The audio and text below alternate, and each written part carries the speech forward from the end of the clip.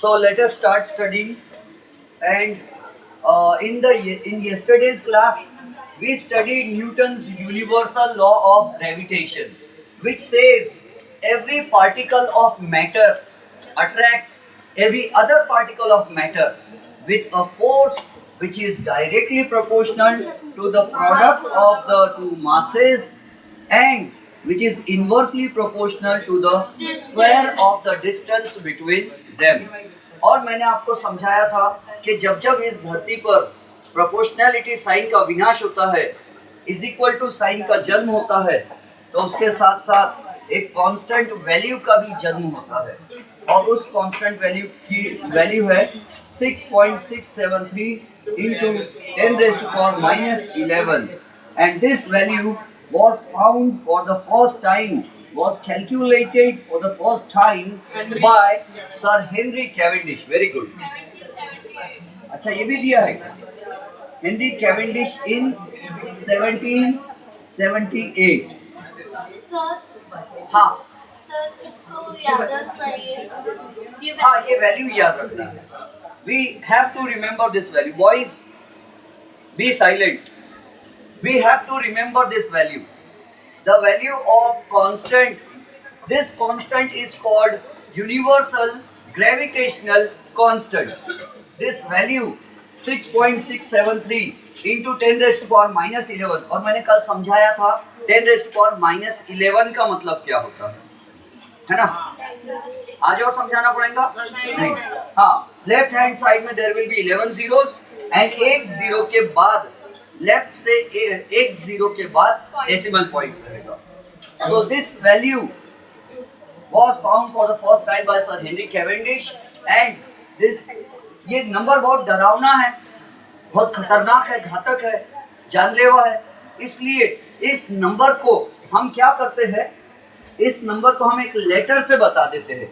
Late that letter be Parle G, capital G, and we write m1 into m2 upon d square. So what is g? g का value है constant and that value is 6.673 into 10 raised to power minus 11. ये जो value है उस value को हम कैसे बताते हैं? कैपिटल जी से. So what is the value of capital G? 6.673 into 10 raised to power minus 11. ये है कैपिटल G की value. And what is capital G called? It is called universal gravitational constant.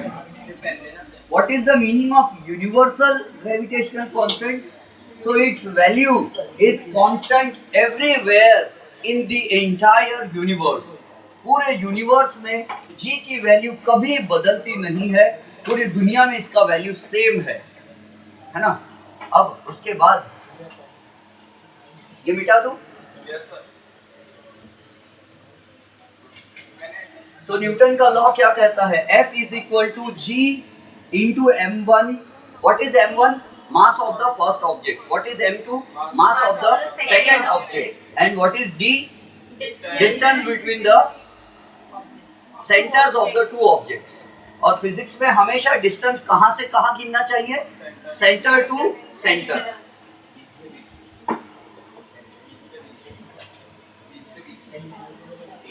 क्या आप लोग पढ़े लिखे लोग हैं? हाँ, वेरी गुड. तो F इज इक्वल टू हम क्या लिख सकते हैं? G multiplied by m1 multiplied by m2 upon distance square. क्या मैं G के लिए फॉर्मूला बना सकता हूँ ऐसा? F into d square is equal to G into m1 into m2. Is it mathematically correct? Yes. क्या मैं ऐसा भी लिख सकता F into d square upon ये m1 और m2 काय में इधर मल्टीप्लिकेशन, मैं इधर लाके उनको डिवीजन में ला सकता हूँ. तो can I right m1 into m2 here and can I write G only on the right hand side? Yes. अब अगर मुझसे कोई पूछता है कि what is the SI unit of G? G का यूनिट क्या होता है? G की वैल्यू कितनी है? 6.673 into 10 raised to power minus 11. और कोई पूछता है कि G का यूनिट क्या है? SI unit. तो हम लिखेंगे फोर्स का SI यूनिट क्या होता है? न्यूटन. पता है सबको? फोर्स का SI unit Newton. And distance का SI यूनिट Yes. डिस्टेंस का SI यूनिट, डिस्टेंस काय में गिनना चाहिए? मीटर में गिनना चाहिए। गुड, मीटर में गिनना चाहिए distance. Speed is metre per second, velocity is metre per second and distance is metre. Mass one, first object का मास काय में गिनना चाहिए? SI unit kg, very good. SI unit of mass is kilogram. और second object का mass काय में गिनना चाहिए? किलोग्राम। क्या आपको पता है SI यूनिट क्या होता है? मैंने समझाया था, दुनिया के साइंटिस्ट की मीटिंग हुई थी पेरिस में, वहाँ उन्होंने डिसाइड किए थे कौन सी चीज काय में गिनेंगे। वहाँ उन्होंने कहा था force will always be measured in newton, distance will be measured in metre, और डिस्टेंस का क्या है? स्क्वायर। तो मैं मीटर का भी स्क्वायर कर रहा हूँ। अब इज इक्वल टू जी, तो जी का SI यूनिट क्या हुआ? जी का SI यूनिट हुआ newton metre square upon kilogram into kilogram क्या हुआ? स्क्वायर। तो it will be newton metre square upon kilogram square. This is the SI unit of Parle G. This Parle G is called universal gravitational constant. तो ये unit क्या लिखेंगे हम? 6.673 into 10 raised to power minus 11 newton metre square upon kilogram square. चाहे तो kilogram raised to power minus 2 भी लिख सकते हैं न्यूमरेटर में। समझ में आया किसी को कुछ? Yes, sir. अगर पूछ लिया जाए 1 मार्क के लिए what is the SI unit of capital G, तो आप लिख पाओगे? हाँ। और अगर SI unit of capital G derive करो बोले तो डिराइव कर लेंगे आप? Yes, sir. डिराइव करना है ना, कैसे आया SI unit of G, capital G कैसे SI यूनिट आया? तो ये ऐसा कर लेना, D इधर भेज देना, M1 M2 को इधर नीचे भेज देना, फिर फोर्स का SI यूनिट न्यूटन, डिस्टेंस का SI unit metre, but distance का स्क्वायर है तो न्यूटन मीटर का भी स्क्वायर हो गया, मास का किलोग्राम, दूसरे मास का किलोग्राम, तो ये G का यूनिट हो गया। मिटा दूं ना ये? अगर टेस्ट में मैं पूछ लूंगा कि derive the SI unit of capital G, तो आप कर लोगे सॉल्व? Yes, sir. हाँ, मैं उसके लिए आपको 2 मार्क्स दूंगा, चलेगा ना? हाँ, सर मत मिटाओ। नहीं मिटाऊं? ओके। सो अगर ऐसा है, what is the SI unit of G and what is the value of universal gravitational constant, तो दोनों लिखना है। 6.673 into 10 raised to power minus 11 newton metre square upon kilogram square. और अगर इसका CGS यूनिट आ गया तो ये कौन सा यूनिट है? SI unit. CGS यूनिट पूछते नहीं है वैसे, लेकिन पूछ लिए तो क्या हमें पढ़ना चाहिए? अगर आप बोलेंगे पढ़ाओ तो मैं पढ़ाऊंगा, नहीं तो नहीं पढ़ाऊंगा। लिख दो CGS unit. What is the full form of CGS? Centimetre gram second, centimetre gram second system. CGS unit.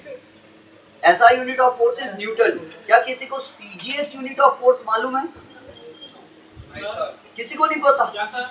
CGS unit of force किसी को नहीं मालूम? सुन लो फिर ध्यान से।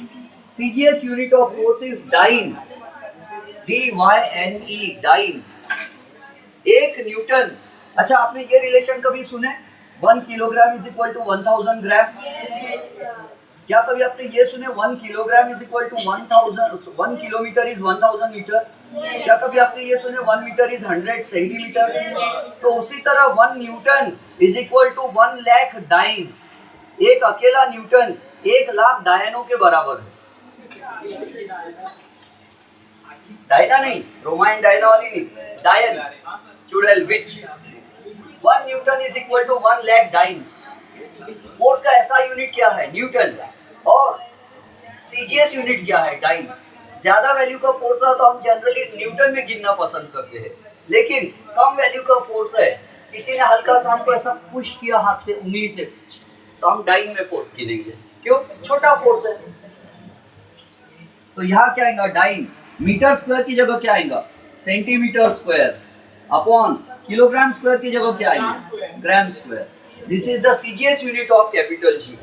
वैसे ये कभी पूछते हुए मैंने किसी स्कूल में नहीं देखा, लेकिन हो सकता है कि आप लोगों का लक अजीब हो और आपके समय ही किसी स्कूल में ये पूछ लिया जाए। तो we should all be geared up, we should be ready to face any challenge. CGS unit of capital G is dyne centimetre square upon gram square. तो ये मिटाता हूं मैं।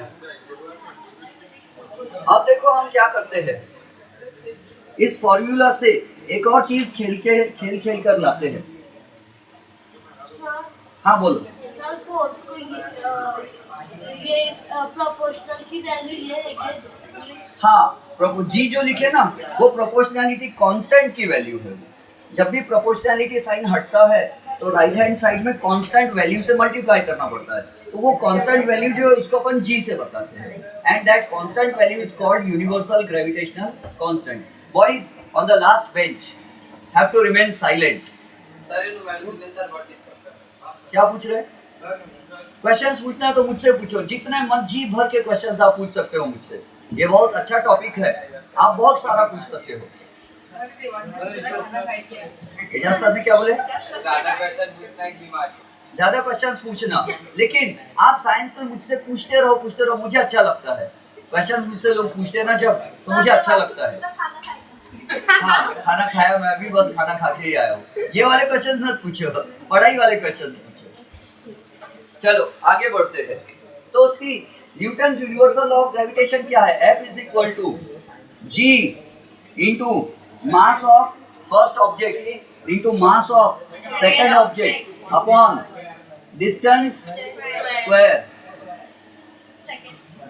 ये क्या है? सेकेंड ऑब्जेक्ट का मास और ये फर्स्ट ऑब्जेक्ट का मास। क्या आपने Newton's second law of motion पढ़े? हाँ आदित्य पूछो। सर तो जी के नीचे नहीं है, जी के नीचे डी स्क्वायर नहीं है तो सर डी स्क्वायर नहीं है बुक में, है जी इंटू m1 तो बात तो सही है डी स्क्वायर। हाँ बुक में भी दिया है। जी के नीचे नहीं है, अरे तो बात तो एक ही है। अच्छा एक ही मीनिंग है उसका, एक ही मीनिंग है।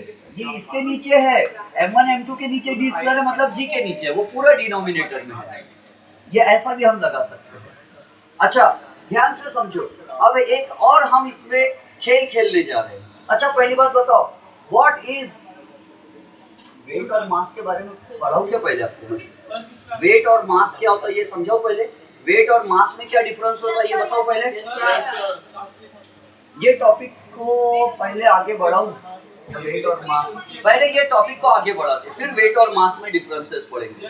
तो सुनो, किसी को Newton second law of motion का फॉर्मूला मालूम है? न्यूटन बकरी लॉ ऑफ मोशन।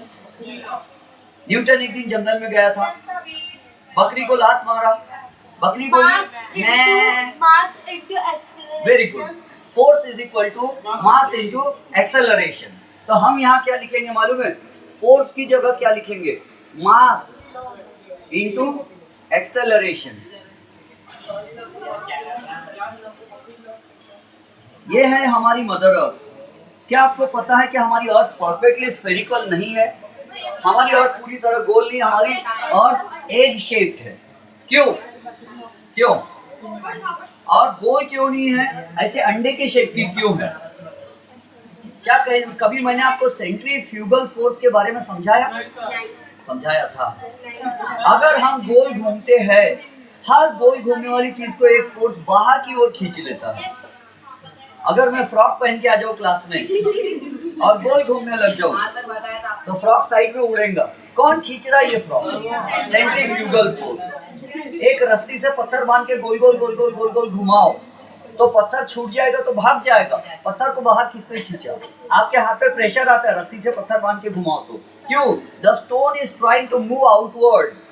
पत्थर आगे बढ़ने की कोशिश कर रहा है। और एक एग्जांपल दूं, आप कार में बैठे हो पीछे और मैं कार चला रहा हूँ फास्ट में, आपने सीट बेल्ट नहीं बांधी पीछे, मैं कार चला रहा हूँ, मैंने लेफ्ट की तरफ कार जैसे ही मोड़ा तो आप लोग किधर जाते? राइट की तरफ। ऐसा किसने खींचा आपको? कोई प्रेत आत्मा का साया? मम्मी पापा का प्यार? नहीं, है ना, इनर्शिया। तो आपको जो बाहर एक फोर्स ने खींचा, that force is called centrifugal force.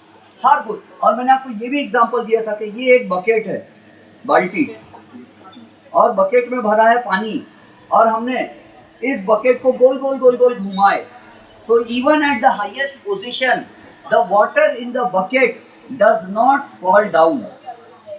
The weight of water is pulling it down. पानी का वेट बोल रहा है पानी तू नीचे गिर जा, लेकिन एक फोर्स है जो पानी को नीचे नहीं गिरने देता। हाँ, I will explain. Centripetal force पढ़ा है आपके स्कूल में। सेंट्रीपेटल फोर्स और सेंट्रीफ्यूगल फोर्सेस क्या होते हैं? देखो मैं दोनों पढ़ा देता हूँ। सेंट्रीफ्यूगल फोर्स वो होता है जो किसी भी गोल घूमने वाली चीज को बाहर खींचता है। किधर खींचता है? बाहर खींचता। अगर दुनिया में एक ही फोर्स होता, पानी क्यों नहीं गिर रहा, समझ गए? ये कौन से फोर्स के कारण पानी नहीं गिर रहा? सेंट्रीफ्यूगल फोर्स के कारण। आप मेरी गो राउंड झूले में बैठे, पता है आपको मेरी गो राउंड झूला कैसा रहता है? इसमें चेयर्स लगी रहती है ऐसी बैठने की, ऐसी चारों तरफ चेयर्स लगी रहती है, और आप इस झूले में बैठ गए और आपने सीट बेल्ट नहीं बांधा, और जैसे ही ये मेरी को राउंड गोल गोल घूमना चालू किया, फास्ट में आप उड़ के भाग गए। ऐसा होता है। अपने इधर मेला आया था, मेले में एक 5 साल का बच्चा ऐसे ही उड़ के भाग गया। हाँ, और तब से वो मेला बंद हो गया था कुछ दिनों के लिए, झूले बंद हुए थे। हाँ, तो वो लड़का ऐसा बैठा था, 5 साल का लड़का, सीट बेल्ट नहीं बांधा, और जैसे ही हॉरिजॉन्टली झूला गोल घुमा, वो लड़का उड़ के भाग गया। किसने खींचा उस लड़के को? कोई आत्मा आ गई थी वहां पे, उसके मम्मी पापा का प्यार उसको खींच लाया, तो सेंट्रीफ्यूगल फोर्स ने उसको खींचा। तो हर गोल घूमने वाली, आपको बॉयज, आपको पता है एक झूला आता है मेले में, अपने इधर नहीं आता, ये टर्की में बहुत फेमस झूला है। टर्की एक देश है, एक ऐसा स्टील का बड़ा ड्रम होता है, ड्रम, उस ड्रम में नीचे बेस होता है, और उस ड्रम में लोग ऐसे खड़े हो जाते दीवार को चिपक कर। हाँ, और फिर क्या होता, ये ड्रम गोल गोल गोल गोल घूमना चालू होता है, और जब ये ड्रम गोल घूमता तो ये जो लोग हैं इनको बाहर की ओर एक फोर्स खींचता है, ड्रम के अंदर चिपक जाते हैं ये ड्रम की दीवार पर, और थोड़ी देर के बाद ये ड्रम का जो बेस है ये नीचे निकल जाता है, बेस निकल जाता, पैर रखने के लिए कुछ भी नहीं रहता नीचे, और ये दीवार पर चिपके हुए हैं, पैर रखने कुछ भी नहीं है, और जो पैर रखने का उनका जो था नीचे का बेस, वो बेस नीचे चला जाता है, और बटन दबाते से इस पे खीले आ जाते हैं, आयरन नेल। और लोग कहाँ घूम रहे हैं? यहाँ ड्रम पे चिपक गए, और वो क्यों नहीं गिर रहे? Because the drum is rotating fast, और सेंट्रीफ्यूगल फोर्स ये ड्रम को इनको खींच के रख रहा है बाहर की ओर, है ना? पूरे चांद तारे नजर आ जाते हैं खीले को देखकर नीचे, और ये देख कर के कहीं हम स्लिप होके नीचे गिर गए तो, लेकिन हम स्लिप नहीं होते क्योंकि स्पीड बहुत फास्ट है, तो सेंट्रीफ्यूगल फोर्स हमको बाहर खींच के रखता है और हम नीचे नहीं गिरते, है ना? अच्छा, लेकिन जब इसकी स्पीड कम होने को आती है तो ये बटन दबाते यहाँ के खीले बंद हो जाते, नीचे चले जाते, फिर बटन दबाते तो ये बेस ऊपर आ जाता, और फिर धीरे धीरे ये ड्रम रुक जाता है, स्लो होके रुक जाता है। फिर लोग दरवाजा खोलते हैं तो लोग आराम से बाहर आते हैं और बोलते हैं बाल बाल बचे। हाँ, ये इलेक्ट्रिसिटी से चलता है, मोटर घुमाती है, लाइट चली गई, लाइट जनरेटर होता है उनके, जनरेटर होता है, और फिर भी अगर कोई अनहोनी होना हो तो उसे कोई नहीं रोक सकता।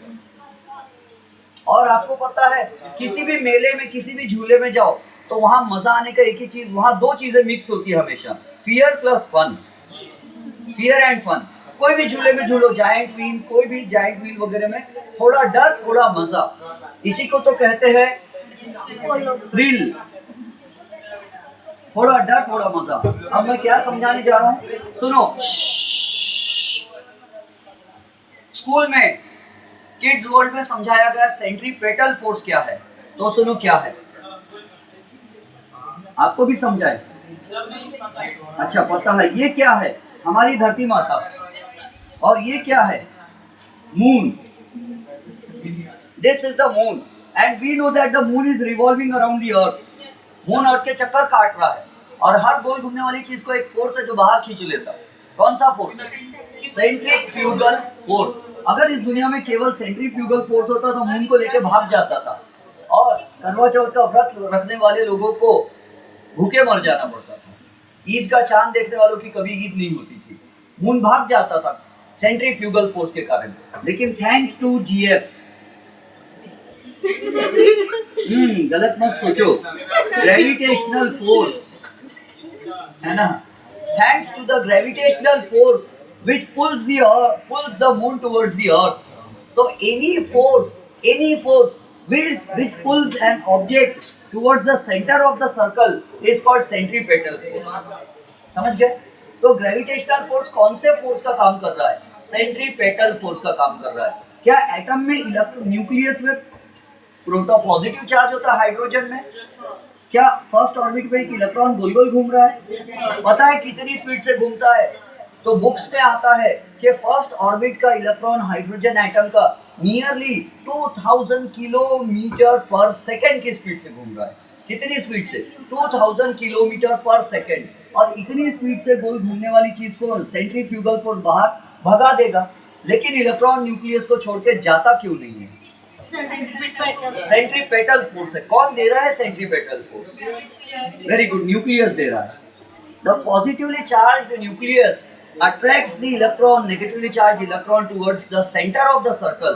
So this electromagnetic force, electrostatic force is pulling the electrons towards the central.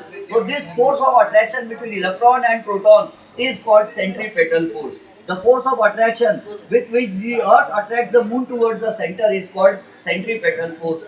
हर वो force, अच्छा एक रोड है, आपके जीवन में एक मोड़ आया और आप गाड़ी चला रहे फास्ट में, लेकिन एक कर्व रोड आया, फिर भी आपने फास्ट में गाड़ी चला ली, आपकी गाड़ी स्लिप होके खाई में नहीं गिरी। क्या रीजन है? रोड पे फ्रिक्शन बहुत ज्यादा है। अगर फ्रिक्शन नहीं होता तो आपकी गाड़ी स्लिप होके खाई में गिर जाती। सेंट्रीफ्यूगल फोर्स उसको खाई में गिरा देता था, लेकिन रोड में फ्रिक्शन था, गड्ढे गड्ढे थे बहुत सारे, इसलिए आपकी गाड़ी स्लिप होके खाई में नहीं गिरी। तो जो फ्रिक्शन है उसने कौन सा काम किया? सेंट्रीपेटल फोर्स देने का काम किया। उसने गाड़ी को स्लिप होने से, बाहर स्लिप होने से बचा के अंदर खींच के रखा। कुछ मेरी बातें समझ में आती है क्या? ये फ्रिक्शन वाला डायग्राम बना के समझाओ क्या? समझ गया? ये देखो, ये गाड़ी गोल घुमाव से जा रही है, घाटी एरिया, घाट, और यहाँ से जा रही है आपकी कार, और कार फास्ट पे जा रही है, और कार इस गोल रोड से जा रही है। तो ये रोड क्या है? कैसे? Arc of a circle. तो आपको फास्ट, कोई भी फास्ट घूमने वाली चीज को कौन सा फोर्स बाहर खींच लेता है? सेंट्रीफ्यूगल फोर्स खींच लेता है। सेंट्रीफ्यूगल फोर्स की आदत है हर चीज को बाहर खींच लेने की, लेकिन आपकी कार फिर भी खाई में नहीं जा रही, आप फास्ट भी भगा रहे तो भी, क्योंकि एक सेंट्रीपेटल फोर्स है जो कार को अंदर खींच रहा है। और कौन सा फोर्स है जो सेंट्रीपेटल फोर्स का काम कर रहा है? तो फोर्स ऑफ फ्रिक्शन। जितना फ्रिक्शन रहेगा उतना बाहर खाई में गाड़ी नहीं गिरेगी, वो अंदर की तरफ खींची रहेगी। कौन सा फोर्स ज्यादा होता है? सेंट्रीफ्यूगल ज्यादा होता है या सेंट्रीपेटल ज्यादा होता है? दोनों इक्वल होते हैं और डायरेक्शन ऑपोजिट होती है। तो इसका मतलब क्या है? अगर सेंट्रीफ्यूगल ज्यादा होता तो कार खाई में गिर जाती, सेंट्रीपेटल ज्यादा होता तो कार रोड छोड़ के अंदर घुस जाती थी बीच में किधर भी, लेकिन ऐसा नहीं होता दोनों के। हाँ बोलो, फिर से समझो। आप बातें कर रहे थे जब तक, ये तो क्या कर रहे थे? आजू बाजू वाले तंग कर रहे थे। कोई बात नहीं, ये समझ में आया किसी को? सेंट्रीपेटल फोर्स समझा? Yes sir. What is the definition of centripetal force? क्या सेंट्रीपेटल फोर्स किसी भी चीज को गोल घुमाता है? यस। लिखो सेंट्रीपेटल फोर्स का डेफिनेशन। स्कूल में लिखा है क्या? नहीं लिखा है? चलो अपन लिख लेते हैं। A force which pulls a moving object, pulls an object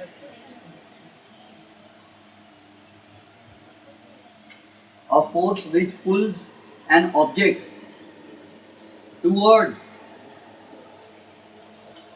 which pulls a moving object,